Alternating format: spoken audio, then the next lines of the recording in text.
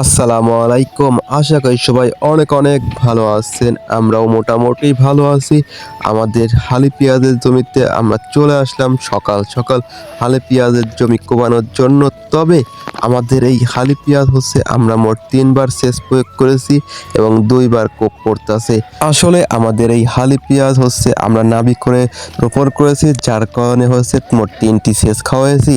প্রথমে দ্বিতীয় সেচ দেওয়ার পরে আমরা সেটা কোনোভাবে কবিয়ে দিয়েছিলাম, কিন্তু তখন তেমন একটা গাছ হয়েছিল না, যার কারণে কোবানোর কিছুদিন পরে আমরা যখনই তৃতীয় সেচটা প্রয়োগ করি তখনই মাশাআল্লাহ দেখতে দেখতে গাছগুলো অনেক মোটা হয়ে যায় এবং গঠনটাও ভালো হয়ে যায় এবং পিঁজে কোনো রোগ থাকে না এবং রোগ মুক্ত হয়ে যায়, শুধু কালো হয়ে যায় পিঁজ। তারপরে আমরা তৃতীয় সেচ দেওয়ার পরে এখন হালকা করে একটু কবিয়ে দিচ্ছি এবং মাটিটা আগলা করে দিচ্ছি যাতে পেঁয়াজটা ভালো মতো বড় হতে পারে, যার কারণে এই তৃতীয় কোপের সময় আমরা চলে এসেছি আমাদের হালি পেঁয়াজের জমিতে তৃতীয় কোপ দেওয়ার জন্য।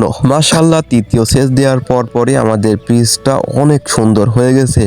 তাই আপনাদের একটা কথা জানিয়ে রাখা ভালো যে যদি কেউ নাবি করে বীজ রোপণ করেন তাহলে দ্বিতীয় কোপ দেওয়ার পরে তার কিছুদিন পরে তৃতীয় সেচটা দিয়ে দেবেন। দেখবেন দেখতে না দেখতেই বীজগুলো অনেক মোটা হয়ে যাবে এবং বীজের গঠনটাও ভালো হবে এবং বীজে কোনো রোগ থাকবে না, বীজ কালো মেঘের মতো হয়ে যাবে।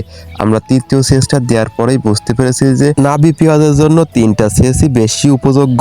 আসলে আমাদের এই পেঁয়াজে আমরা মোট ২ বার ওষুধ প্রয়োগ করেছি এবং এর মাঝে আর কোনো ওষুধ প্রয়োগ করা হয় নাই অনেকদিন যাবতই, যার জন্য আমাদের এই পেঁয়াজটা কোবানো শেষ করে আমরা এই হালি পেঁয়াজের জমিতে কিছু ওষুধ প্রয়োগ করব, লোনা এবং হচ্ছে ম্যানকোজেব, সাথে একটা সোলেমান নামক বিষ, এই ৩টা একবারে স্প্রে করে দেব।